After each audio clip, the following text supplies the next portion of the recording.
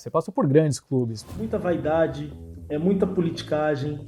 A dinâmica ali de torcedor é muito similar. No Fluminense, eu coordenava uma equipe de 7 pessoas, que era o departamento de marketing todo. O departamento de marketing do Flamengo tinha 27. É um mercado que está pulsando, está quente, tem capacidade de investimento significativa.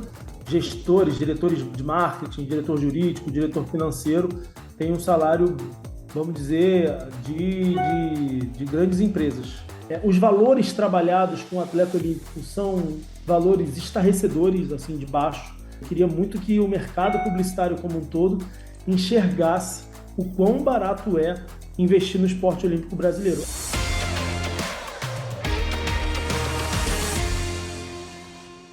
A aproximação do mercado publicitário ao universo esportivo no Brasil tem evoluído nos últimos anos. A realização de grandes eventos aumenta a visibilidade e o interesse das marcas em se associarem ao esporte. Mas ainda há muitos desafios. A publicidade esportiva está se adaptando às novas tecnologias e comportamentos do consumidor. Cada vez mais se espera que os formatos de publicidade se tornem mais interativos e personalizados, permitindo uma maior participação do espectador. De olho nessas mudanças e a evolução deste mercado, o Negócios do Esporte hoje traz a experiência de um profissional que esteve dentro de clubes importantes do futebol brasileiro, como Flamengo, Vasco, Fluminense e Cruzeiro, e há alguns anos fundou uma agência de marketing com o objetivo de aproximar o mercado publicitário do universo esportivo. Vamos falar sobre vários temas interessantes, por exemplo, você sairá desse vídeo sabendo quanto os atletas olímpicos e do universo do futebol ganham para fazer cada publicidade. E para isso eu recebo hoje Bernardo Pontes, fundador e CEO da Aloba Sports. Seja bem-vindo, Bernardo. Henrique, antes de mais nada, obrigado pelo convite. Desejar sucesso aí nesse novo projeto. Para mim, uma satisfação muito grande estar interagindo com vocês.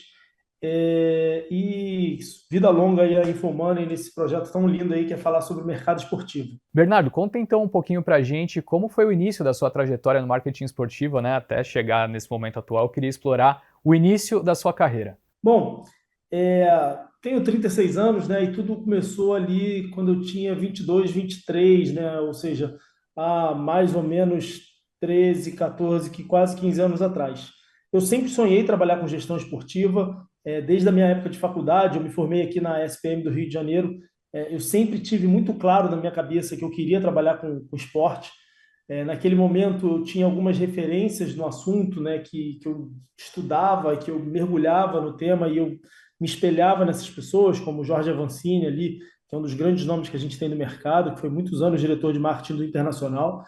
E naquele momento eu já desenhei a minha carreira, né, desenhei a estratégia dos meus passos, pensando em como eu faria para trabalhar com o mercado esportivo. Uhum.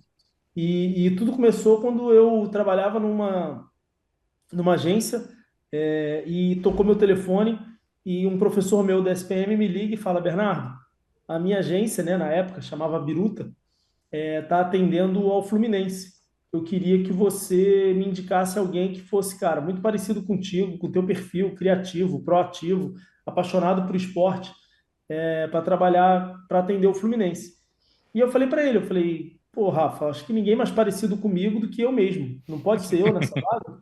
E ele falou: cara, eu acho que pode, mas eu preciso checar com o presidente se tem que ser tricolor.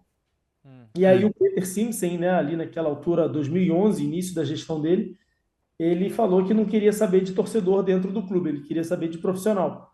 E aí foi o primeiro passo que eu dei para essa história bonita aí em 5 grandes clubes diferentes. Eu queria explorar um pouquinho desse tema, porque de certa maneira é isso, né? A gente tem muita curiosidade, quem é de fora, para entender como que as pessoas que trabalham no futebol entraram nesses postos e, além disso, se existe muita diferença em cada um dos clubes que você passou, né? Você passou por grandes clubes, mas quando você está trabalhando ali no dia a dia, realmente é muito diferente ou por ser meio que, né, o mesmo negócio, o mesmo objetivo por trás, digamos, de maneira bem simplória, acaba sendo um modus operandi parecido? Como que funciona? Então, eu trabalhei, né, 2011, 12 Fluminense, 14, 15 Vasco, 16 e 17 Corinthians, 18 Cruzeiro e mais recentemente, né, 2020 e 21 no Flamengo. O que eu posso te falar, Henrique, assim, a essência é muito parecida, muito mesmo. É muita vaidade, é muita politicagem. A dinâmica ali de torcedor é muito similar. Então, a paixão, ela é logicamente algumas mais intensas do que as outras, mas a dinâmica de engajamento, de mobilizar torcedor para jogo, de ativar jogador, de ativar patrocínio, ela é muito similar. O que Uhum. diferencia, na verdade, são alguns fatores, como, por exemplo, uma coisa é você fazer uma ação de marketing no Cruzeiro. O Cruzeiro tem uma repercussão regional, né? Uhum. Pontualmente ali nacional. Outra coisa é no Flamengo, que qualquer ação que você faça no Flamengo é destaque nos principais portais aí de notícia. Então, é claro que quando eu cheguei no Flamengo, eu encontrei uma estrutura de gestão mais parruda, mais cascuda. Então, Uhum. por exemplo, no Fluminense, eu coordenava uma equipe de 7 pessoas, que era o departamento de marketing todo. Só que com o passar dos anos e, logicamente, a profissionalização do segmento e tudo mais, o departamento de marketing do Flamengo tinha 27 pessoas, fora Caramba. de comunicação que tinha mais uns 30. Então, acaba que o avanço do mercado, né, e a profissionalização também fez com que os clubes hoje tivessem uma estrutura mais parruda. E eu vivi isso na prática, porque as minhas Uhum. equipes foram crescendo justamente com o passar do tempo. Mas a essência de um clube para outro, ela é muito similar, ela é muito parecida. Pegando até um pouco da sua percepção a respeito desse segmento, eu me lembro que esse tema marketing esportivo começou a ficar um pouquinho mais presente na mídia, pelo menos posso estar falando uma percepção própria, mas eu me lembro que isso se tornou muito forte, principalmente quando o Ronaldo veio para o Corinthians, um pouco depois teve o movimento do Ronaldinho chegando no Flamengo, e aí eu tenho a impressão que essa área em específico se desenvolveu muito de lá até, né, nesse momento até o presente que estamos vivendo agora. Você trouxe o caso do Flamengo, que parece ser, né, um exemplo de vencedor muito claro nessa disputa que a gente tem internamente, mas a gente vê outros clubes fazendo também trabalhos bem significativos. O que mudou desde então? Quando você olha lá para o início e analisa o cenário atual, o quão ficou mais profissional de fato, né, a presença de pessoas que de repente vieram de outros segmentos para trabalhar com futebol, para fazer o trabalho de marca, enfim, o que você sente de principal evolução nesse meio tempo? Então, Henrique, na verdade, você deu um exemplo perfeito, né? Exatamente o case que eu cito para os meus alunos. Essa chegada do Ronaldo em 2009, ela quebrou alguns paradigmas aqui no mercado brasileiro. Por quê? Porque se a gente voltar no tempo, aí eu estou falando lá de trás, as camisas sequer tinham patrocínios esportivos, né? Isso ali começou final dos anos 80, começou a ganhar corpo mais nos anos 90, que a gente tinha uma marca aqui de patrocínio no peito das camisas, né? Depois surgiram alguns movimentos de ter manga, e aí omoplata, algumas marcas, né, também. Uhum. E aí quando o Ronaldo chega no Corinthians, a gente tem uma primeira quebra de paradigma, que foi o que? Uma fragmentação das propriedades de uniforme, que antes a gente só via isso nos clubes de pequeno porte. Então era normal, por exemplo, o Flamengo ia jogar contra o Brasiliense pela Copa do Brasil. Ia lá o Flamengo com o Master, com o Manga e com o Master Costas, né, que era ali em cima do número, e o Brasiliense com o uniforme todo fragmentado, com Uhum. 300 patrocinadores. Quando o Ronaldo chega no Corinthians, o Corinthians quebra esse paradigma. Por quê? Para pagar o valor do Ronaldo, ele teve que fragmentar o uniforme todo ao ponto de aumentar até o tamanho do escudo do Corinthians na camisa. Então a gente viu pela primeira vez em clubes grandes patrocínio no barra frente, né, que é aqui na barra da camisa, barra costas, patrocínio no número, patrocínio até na axila, que tinha lá o avanço na época. Uhum. Então, o que o Corinthians fez? Ele, se a gente imaginar uma pirâmide, ele deixou de conversar só com o topo da pirâmide. O que eu chamo de topo de pirâmide? São as empresas que tinham capacidade de investimento acima de X milhões. Então, aqui num exemplo hipotético aqui para ilustrar para as pessoas, imagina que nós temos um clube de futebol e esse clube de futebol negocia o seu patrocínio master por 10 milhões. A partir do momento que você fragmenta o seu uniforme, você começa a conversar com empresas que têm investimento de 10, mas que tem de 5, que tem de 3, que tem de 2, que tem Uhum. de 1. Então você começa a conversar com mais empresas. porque afinal você Uhum, tem mais produtos para oferecer. Então, isso faz uhum. com que mais empresas façam parte do mercado, mais pessoas interajam com o mercado esportivo, tenhamos mais ativações, mais clubes sendo patrocinados, e isso faz com que o mercado evolua de uma forma mais agressiva. Eu acho que esse, sem dúvida nenhuma, foi um dos fatores que mais aceleraram aí a profissionalização do mercado, fora diversos outros fatores, como transmissão, segmentação da transmissão, a própria mercado que a gente atua muito, que é a utilização dos atletas como viés de publicidade, e por aí vai. Então, certamente, esse episódio que você citou foi um dos grandes fatores aí na história da indústria esportiva aqui no Brasil. Não, é legal ouvir parte dessa evolução. Eu queria só, antes da gente entrar um pouco no detalhe de quando você foi para o outro lado da mesa, né, desde a fundação da Lobby, para pegar a sua percepção, na verdade, de algo que ficou até presente no nosso cotidiano esportivo mais recentemente, que é a questão da forte entrada das empresas de apostas esportivas, né? O quanto que você, estando presente nesse ambiente, consegue sentir que trouxe de impacto na situação de fato de receitas publicitárias no mercado? Realmente foi uma mudança de paradigma? Porque sempre quando sai alguma matéria de empresa de aposta esportiva patrocinando um time ou algum esportista em questão, me parecem ser valores extremamente altos, né? O mercado realmente deu uma inflada com essa entrada? Não, a sua pergunta é muito boa, Henrique, até porque a gente vive uma era onde a gente já viveu alguns momentos, né, dessa indústria das apostas aqui no Brasil. Agora a gente está vivendo um momento de apreensão por conta da regulamentação do mercado. Mas se a gente analisar final de 2022 e 2023 especificamente, foi a era onde as empresas estavam comprando ativos sem sem muito freio, vamos dizer assim, porque afinal havia uma escassez de produto e uma oferta onde as empresas buscavam as oportunidades e não tinham, porque os clubes estavam todos ocupados, os influenciadores estavam todos ocupados, os torneios esportivos estavam todos ocupados. E aí o que acabou acontecendo?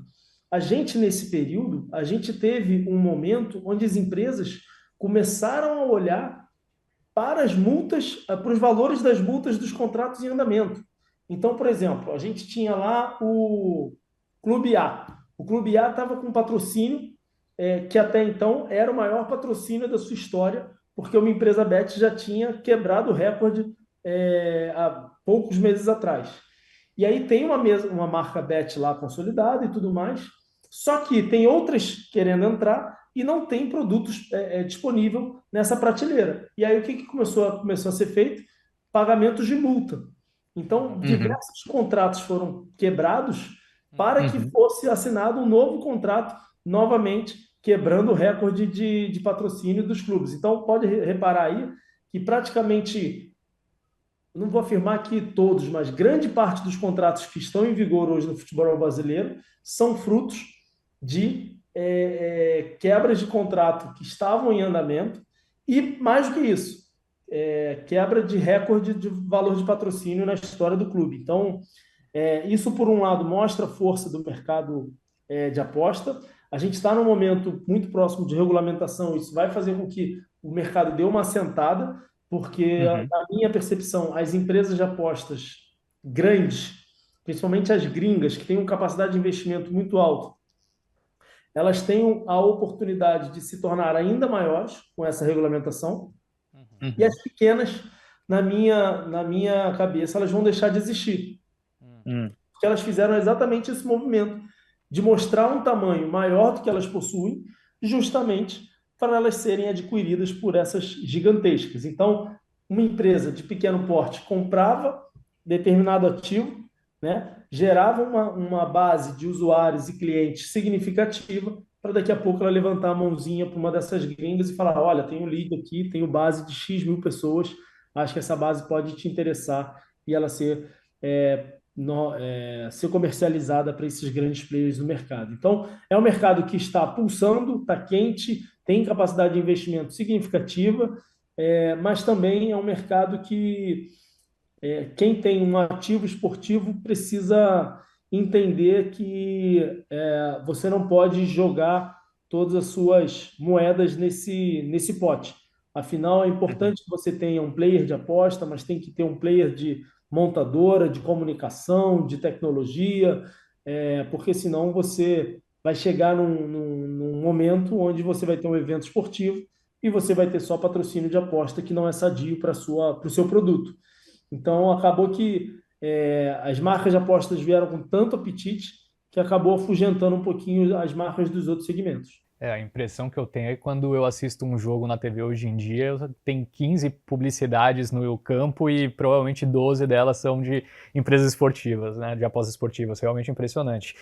Mas, Bernardo, eu queria pegar um pouquinho dessa sua mudança, porque você me disse, bom, começou lá atrás no Fluminense, numa área que tinham 7 pessoas, chegou até o Flamengo em 2021, ali mais ou menos, com mais de 20 pessoas na equipe, né? Então, claramente, é um movimento em que as pessoas enxergam como interessantes para o crescimento de carreira, né? Você está num clube que impacta mais gente, está numa área maior.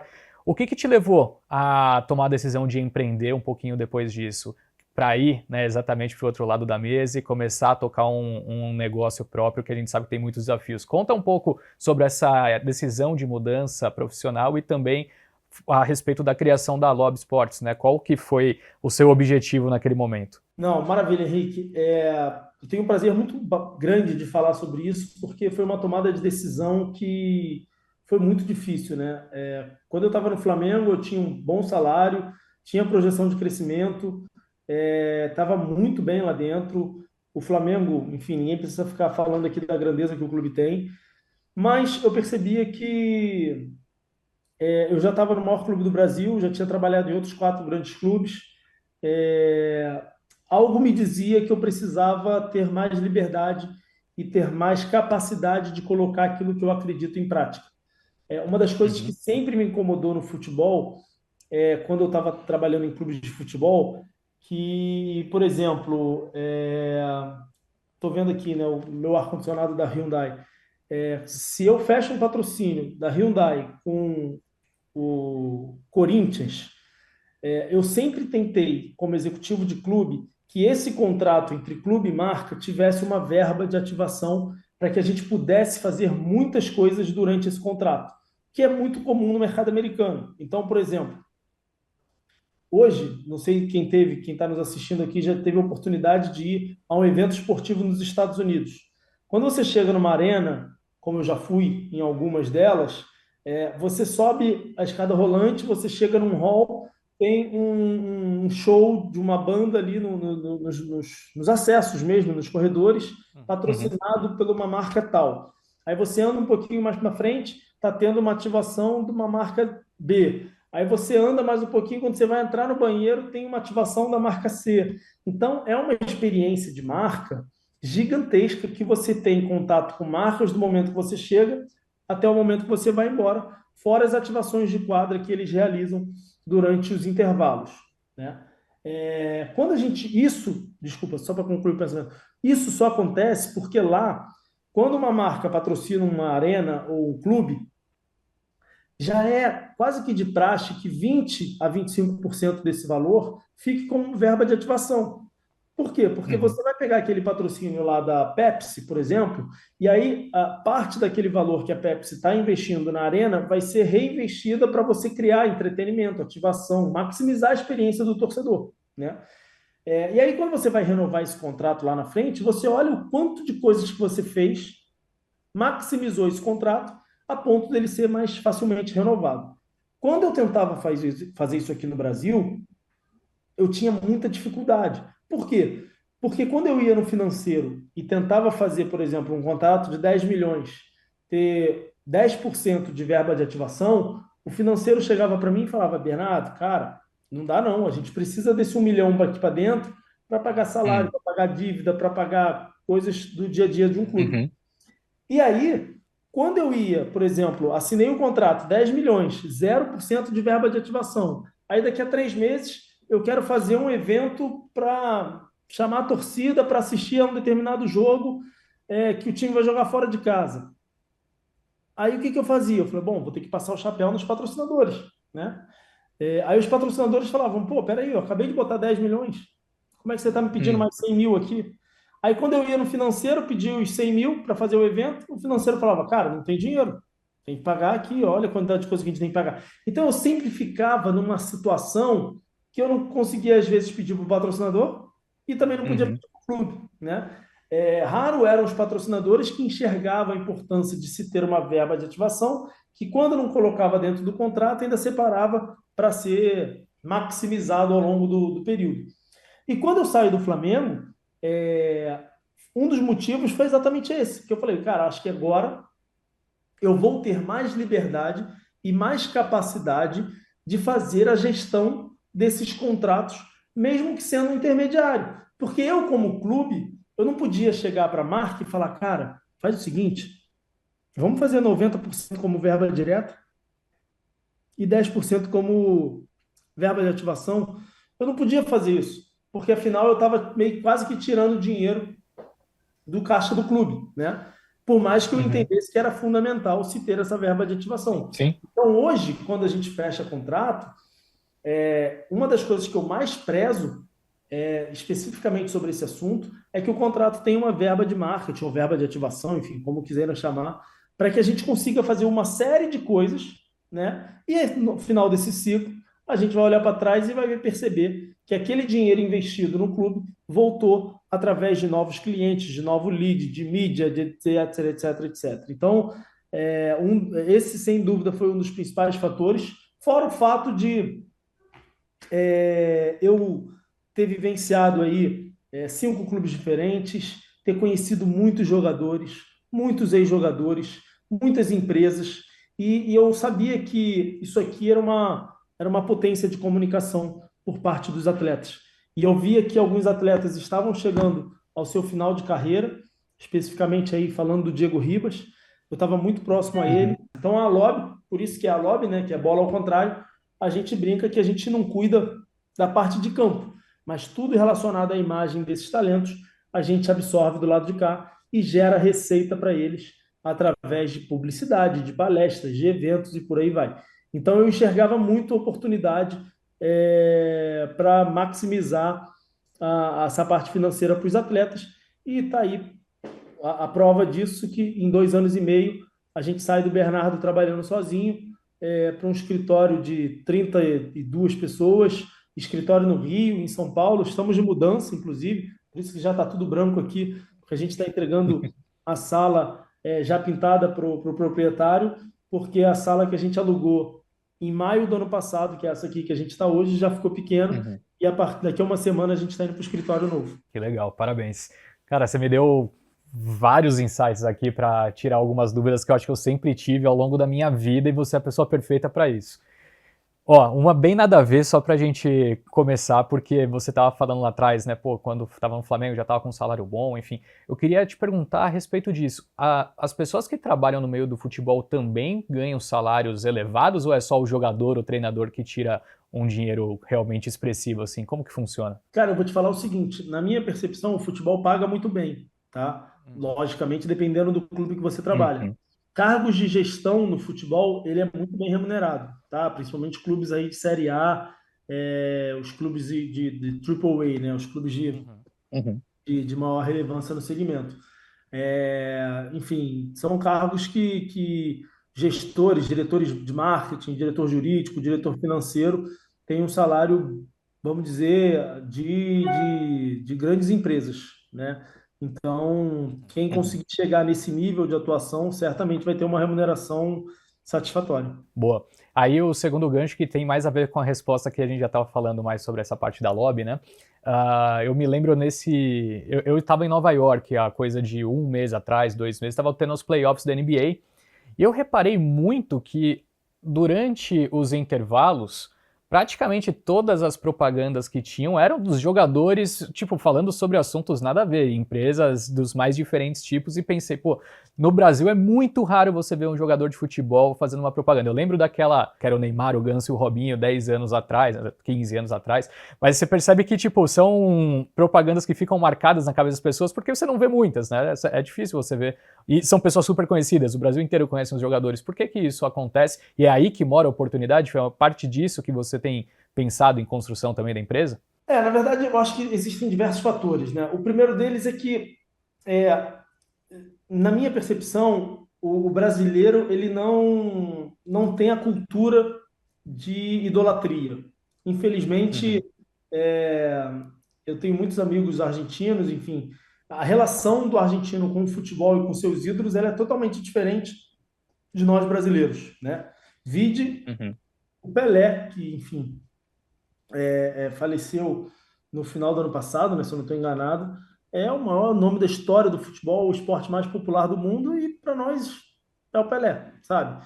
E, enquanto em outros lugares do mundo é um cara quase que intocável, então é uma relação totalmente uhum, diferente do que a gente tem aqui. E quando você soma isso ao fato de acaba que qual a grande dificuldade que um clube tem hoje de se criar a relação entre o ídolo e o torcedor? É exatamente o que está acontecendo no Palmeiras agora, que é o quê? Você traz um talento da base, cria a identificação, gera a simpatia e a interação com o torcedor, e o cara não dá um ano e já vai embora. Então, isso é um fator que dificulta bastante a relação torcedor-clube ídolo nessa trinca. Diferentemente, por exemplo, da NBA. Por exemplo, que o cara tá lá, pega um Stephen Curry da vida, quantos anos ele já não está no Golden State?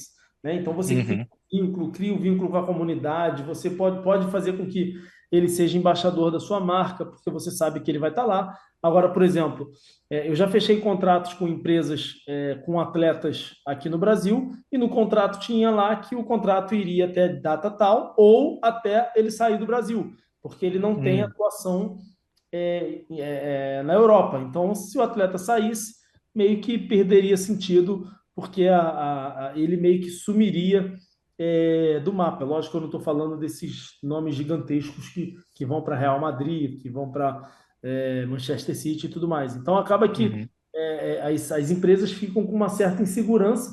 Afinal, por exemplo, a empresa investe agora no Estevão, né, que é o menino da vez, e aí o uhum, Estevão daqui a um ano vai para o Chelsea e meio que fica, enfim, fora desse contato diário aqui com os brasileiros. Então isso de fato é um dificultador para esse processo, mas ao mesmo tempo, através do digital, a gente consegue maximizar a presença dele. Então por isso que a gente tem feito um trabalho com Diego Ribas, com Davi Luiz, com Luan do Palmeiras agora, que foi para o Toluca.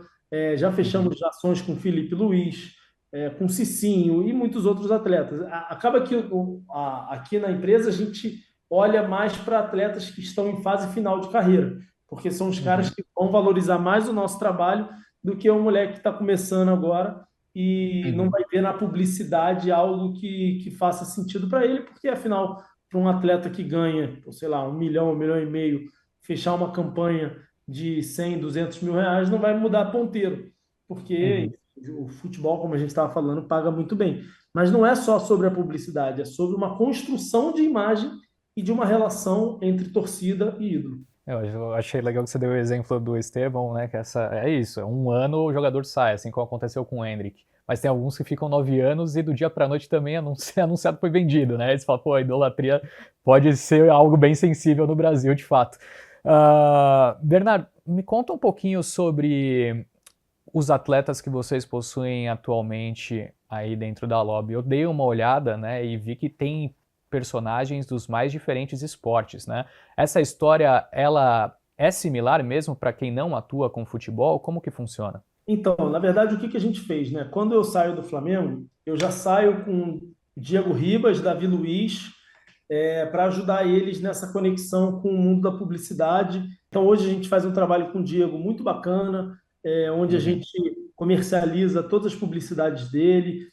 Atuamos também na parte de palestras, junto com a Diane, que é a irmã dele. Além disso, lançamos um projeto de podcast, que é o 10 e Faixa, que é um projeto que a gente conecta ele, tira ele da zona de conforto, para ele interagir com esse lado mais corporativo, onde uhum. ele conversa com os camisas 10 e faixas de diversos segmentos. Então, é um 360 desse momento dele pós-carreira, para mostrar que ajudamos na renovação de contrato agora com a Globo como comentarista. Enfim, muita coisa aí acontecendo na questão do Diego. Com o Davi, é um trabalho um pouco mais difícil, porque o Davi ele tem por característica ser mais reservado, então ele não gosta muito de falar, ele não é muito de dar entrevistas. Então, agora que a gente está conseguindo quebrar alguns paradigmas com ele, fizemos algumas Uhum. pautas bem bacanas, e o Davi é um dos caras mais generosos que eu já tive a oportunidade de trabalhar. E aí, como você falou, né, não é só futebol, né? Afinal, a gente está num momento aí pré-Olimpíada, e eu percebi que as empresas já estavam nos demandando é, atuação fora do mundo do futebol. Acaba que o futebol representa aí, sei lá, 80% do nosso dia a dia, mas Uhum. a gente montou um casting baseado em atletas olímpicos, justamente porque a Uhum. gente está vivendo esse momento Paris e as empresas querem falar de esportes olímpicos. Então, a gente trouxe para o casting o Daniel Nascimento, que é o melhor maratonista brasileiro, Marcos da Almeida, que foi vice-campeão mundial ontem, numa das etapas do tiro com arco. Grande chance, Uhum. esperança de medalha de ouro agora para Paris 2024. E Thaísa, que pode ser a única atleta entre homens e mulheres tricampeã olímpica em Paris, atleta do vôlei feminino. Quem mais? Léo de Deus, Guilherme Costa, enfim, diversos nomes que a gente atua nessa aproximação com o mercado publicitário. Você acha que, de certa forma, esses atletas acabam entrando, de certa maneira, dentro do grupo que vocês trabalham mais no universo futebolístico? Porque você disse, né? O cara que está jogando bola agora, que está no auge, que não está ainda em fim de carreira, pô, ele ganha um salário muito alto, então o que ele consegue às vezes ganhar com publicidade não mexe o ponteiro para ele. Em contrapartida, esses atletas que disputam esportes olímpicos não recebem um valor tão elevado quanto os futebolistas, né? Então, para eles, talvez tenha até mais valor nesse momento de carreira a parceria com vocês. Como que funciona? Total, total, total. Assim, é quase que um pedido de atenção, né? Enquanto os atletas, quando eu mando publicidade para eles, eles falam assim: ai meu Deus, mais uma pros atletas olímpicos. Cara, manda mais, o que você tiver, conta com Uhum, a gente, porque são carentes de atenção, são carentes de mídia. A própria mídia uhum, só acaba virando o ponteiro para eles em período olímpico, o que é muito ruim. Os valores trabalhados com o atleta olímpico são valores estarrecedores, assim, de baixo. Então, eu estava uhum. até comentando disso com pessoas do mercado recentemente, que com o quanto é barato a medalha de ouro para o esporte brasileiro, porque às vezes com 120 mil reais mensais você consegue patrocinar um atleta olímpico que vai chegar. A busca não dá para garantir, né? Afinal, a gente está falando de esporte, mas vai chegar Uhum. com grandes chances de ser medalha de ouro numa Olimpíada. E às vezes 10 mil reais mensais para esse cara é mais estrutura, é mais conforto, é mais Sim. comodidade, é mais preparação, enfim, é uma somatória de fatores que vai fazer com que suporte tudo o que envolve a preparação para os Jogos Olímpicos. Então, é impressionante, assim. Eu queria muito que o mercado publicitário como um todo enxergasse o quão barato é investir no esporte olímpico brasileiro. É claro que Uhum.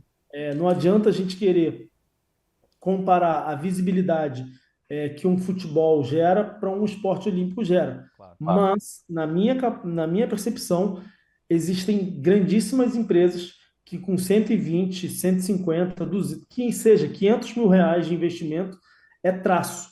É traço. Uhum. Então, a partir do momento que você consiga criar uma plataforma de maximização de determinado esporte, fazendo com que jovens olhem para aquele talento e falem assim, pô, aquele cara é uma referência para mim.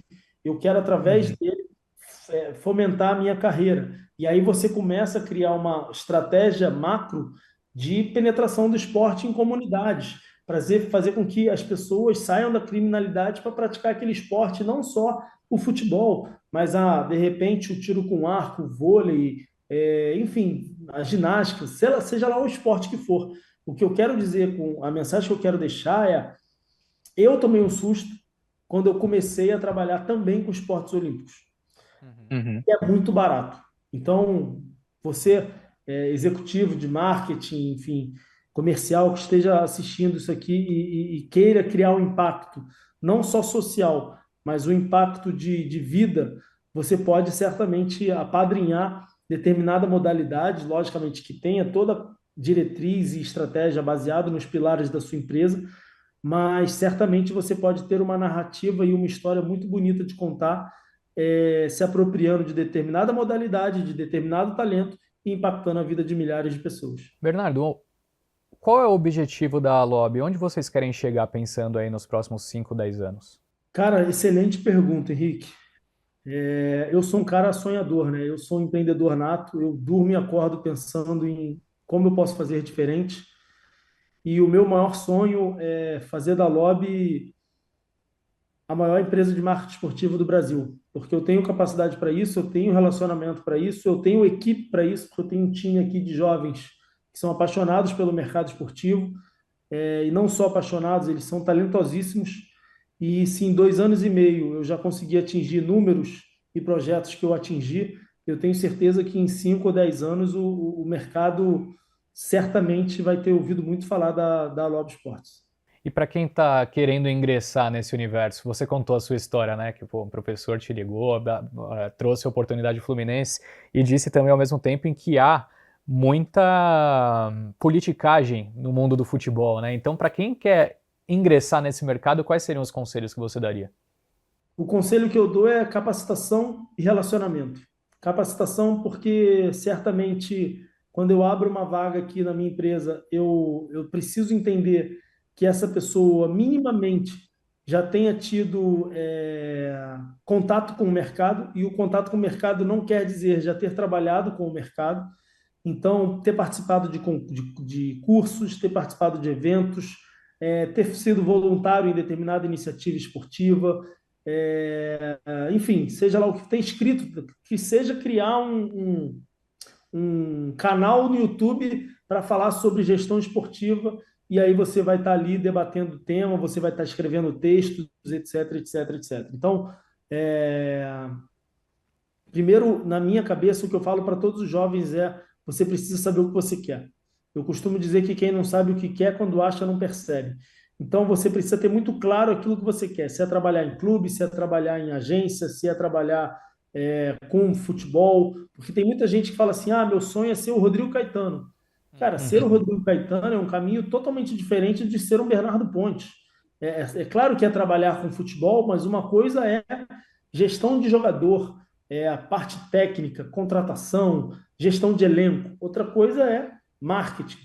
São complementares, mas são Uhum. fios de condução totalmente diferentes. E a outra é relacionamento. Afinal,